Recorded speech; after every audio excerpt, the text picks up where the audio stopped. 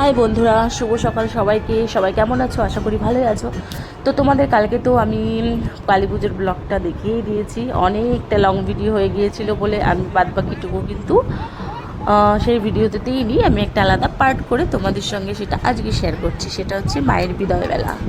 তো পুজো তো হয়ে গেল খুব সুন্দরভাবে, খুব আনন্দের সাথে, খুব সুন্দর করে কাটালাম পুজোর সময়টা। এবার কিন্তু চলে এসছে মায়ের বিদায়বেলা। আর আমাদের মধ্যে যেহেতু সেই দিন বিকেল মানে সূর্য অস্ত যাওয়ার আগেই বিসর্জন দিতে হয়, তো সেই জন্য আমরা কিন্তু বিকেলেই ঠাকুর নিয়ে বেরিয়ে পড়েছিলাম মা গঙ্গায়, মানে গঙ্গার ঘাটে। তো আমাদের এখান থেকে গঙ্গার ঘাট বেশি দূর নয়, পাশেই গঙ্গা। তো তোমাদের দাদাভাই একটা ভ্যান গাড়ি ভাড়া করে নিয়েছিল, আর সেটাই করে আমরা কিন্তু পৌঁছে যাব। তো বাড়ির থেকে পুরো মাথায় করে ঠাকুর নিয়ে যেতে হবে ঘাট পর্যন্ত। যেতে পারলে তো খুবই ভালো, কিন্তু যেহেতু বেশ খানিকটা দূর, সেজন্য যেখানে ভ্যান আছে সেখানে পর্যন্ত তোমাদের দাদাভাই মাথায় করে নিয়ে যাবে, আর তারপরে ভ্যানে করে চলে যাব ঘাটে। তো দেখো সবাই বায়না করছে আমিও যাব। তো দেখি কে কে চায়, চলো যতজন বসা যাবে চলে যাব, কোনো অসুবিধা নেই। সবাই কিন্তু একসঙ্গে গেলে খুব আনন্দই হয়। তো বাচ্চারাও সাথে চলছে, আমিও আছি, তোমাদের দাদাভাইও আছে, সাথে আমার ননদরাও আছে। তো চলো দেখা যাক কোথায় যাই, কীভাবে বিসর্জন হয় মায়ের ঘাটে। তো আমার ভীষণ ঠান্ডা লেগে গেছে, সেটা তোমরা আওয়াজ শুনেই বুঝতে পারছো।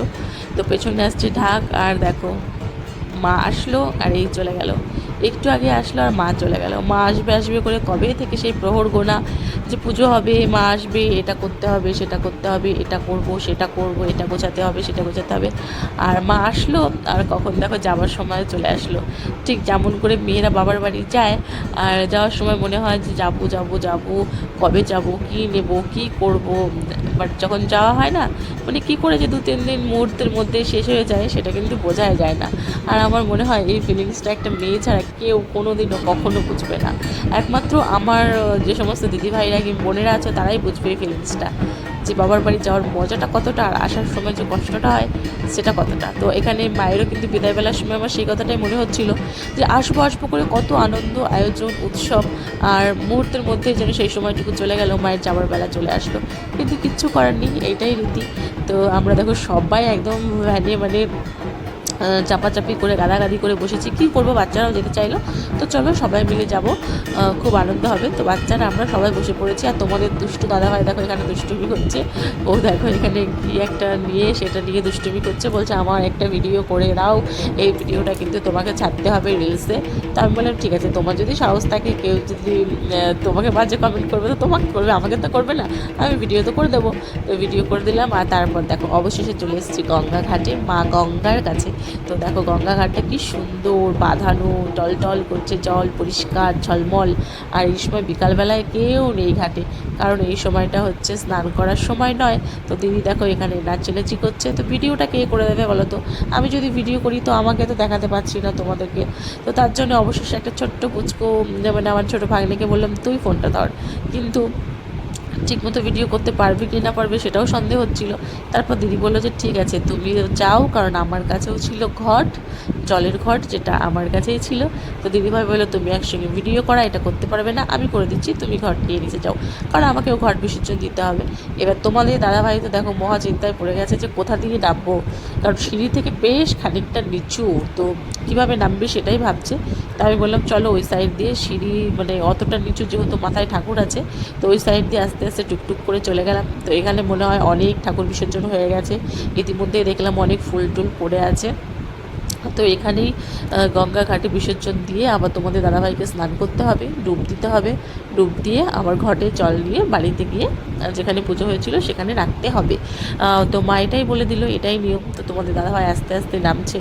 আমার তো সত্যি কথা কী বলবো বন্ধুরা, ভীষণই ভয় লাগে, কারণ কোথায় পা দেবো। বেশ পা দেওয়ার পরে অনেকটা গভীর ডিপ জল, তো আমি আসি না গঙ্গায় বেশি স্নান করতে, কিন্তু সেদিন এসেছিলাম পুজোর আগের দিন গঙ্গা স্নান করতে, আবার আজকে চলে এসেছি। তো দিদিভাই বললো 7 পাক এরকম নাকি ঘুরতে হয়। তো তোমাদের দাদাভাই দেখো ঘুরছে আর বলছে যে কি জানি পড়ে যাবো নাকি, সারাদিন উপোস, কিছু খাওয়া দাওয়া নেই, মানে মাথা ঘুরছে।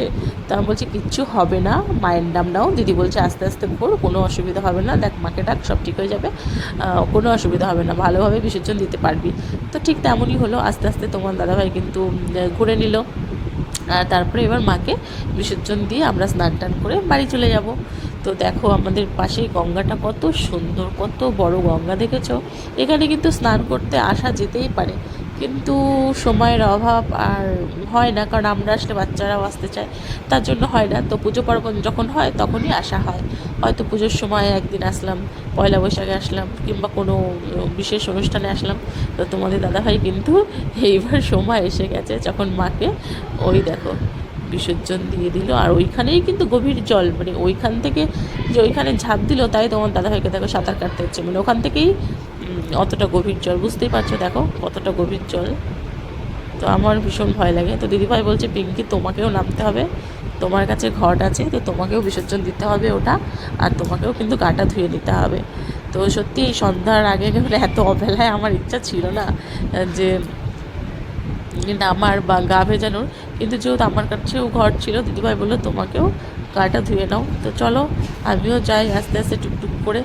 তো তোমাদের দাদাভাই বলছে আসো, কোনো অসুবিধা হবে না, আমাকে ধরে মাথায় জল ছিটিয়ে নাও, আর তারপর সবাই যারা আছে ওপরে তাদেরকেও জল ছিটিয়ে দেবো, অর্থাৎ তারাও শুদ্ধ হয়ে যাবে। এবার আমি দেখো আস্তে আস্তে নামছি, আর আমার তো সত্যি কথা কী বলবো বন্ধুরা, ভীষণ ভয় লাগছিলো, মানে আমি ভয় পাই নামতে। তো তোমাদের দাদাভাইকে বলছি তুমি আমাকে একটু ধরে থাকো, কারণ এই সামনেই অগভীর জল। তো তোমাদের দাদাভাই তো 2-3টে ডুবকি লাগানো হয়েই গেল, আমি দেখো মাথায় জল টল ছিটিয়ে নিয়েছি। আমি বললাম এই অবেলায় আমি আর ডুবকি লাগাতে পারবো না, এমনি উপোস করে আছি, কিছু খাওয়া নেই দাওয়া নেই, তারপর যদি ডুবকি টুবকি লাগাই তারপর আমাকে নিয়েই ছোটাছুটি করতে হবে, মানে আমি হয়তো অসুস্থ হয়ে পড়বো। কারণ এই কালকে একবার স্নান করে গেছি, আজকে আবার আমি আর দিইনি। তো দিদিভাই বললো তোমার জল ছিটিয়ে নাও, তাহলেই হবে, গাটা ভিজিয়ে নাও। তো চলো এবার চলে যাব বাড়ি যাওয়ার উদ্দেশ্যে। তো তোমাদের দাদাভাই খুব সাবধানতার সঙ্গে ওপরে উঠছে, আর এবার উঠে গিয়ে দাদাভাই বসে আছে দেখো, আর সবাই আমরা একটু ছবি টবি তুলছিলাম গঙ্গার ঘাটে। তো দাদাভাই বলছে চলো, আর তোমাদের ছবি তুলতে হবে না। তো কেমন লাগলো ভিডিওটা অবশ্যই জানাবে। Tata bye bye.